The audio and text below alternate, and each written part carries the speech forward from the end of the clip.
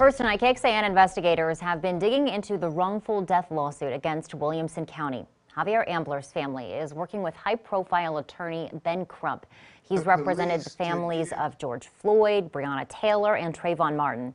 Now he's on the Ambler case. Ambler's arrest was recorded by the TV show Live PD, but that video is now missing. Last month, the grand jury indicted Sheriff Robert Jody on a felony charge of tampering with evidence. New at 6, KXAN investigator Jody Barr explains the sheriff's office policy at the heart of the lawsuit. Well, Sydney, first off, we searched this. It is the sheriff's office 560-page policy manual. The only time the word breathing shows up under prisoner restraints is where the handbook warns deputies about handcuffing people who are obese and who have a physical disability. Javier Ambler's attorney said today the sheriff's office ignored those factors and killed Ambler because of it. But Ambler is not the county's only arrest under investigation involving a suspect who couldn't breathe. After it happened to Javier Ambler in March 2019, it happened again 2 months later to Ramsey Mitchell. This stop was broadcast across the country on Live PD. Mitchell tried to run from this stop, and deputies used force to get him in cuffs.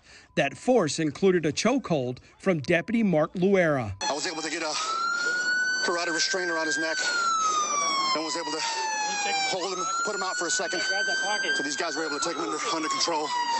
He's still pretty combative, as you can see. The sheriff's office cleared deputies in the arrest of both men, but Ambler's attorneys say poorly trained deputies could not recognize the medical needs of a man whose disability could cause him to die in custody. Change. And that is one of the obvious situations. Sometimes it's better to be a 12-year-old and ask a 12-year-old the question, what should you do if someone says they can't breathe and are obviously struggling? Should you A, continue to exercise force and make it worse for them, or B, help? The sheriff's office's prisoner restraint policy points out obesity and physical disability can increase difficulty breathing.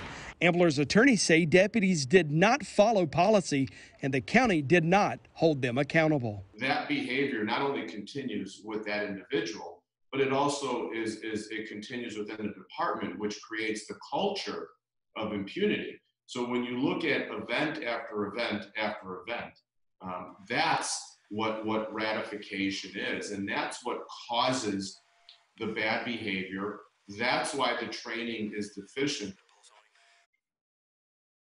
Now, I asked Sheriff Jody if he has a policy about what his deputies are supposed to do when someone's telling them they can't breathe. The sheriff never responded to that question or whether anything's changed since Ambler's death. I asked both deputies involved in the Ambler death for an interview. Neither would agree to talk with us about this lawsuit or what they did in those arrests. All right, Jody Barr for us. Thanks so much. Over the summer, Austin City Council voted to ban chokeholds. Austin police told us chokeholds and strangleholds, also known as vascular and carotid neck restraints, were already not a part of APD training or an approved tactic for restraining or arresting someone. APD agreed to update its policy to specifically ban it, except in a deadly force situation.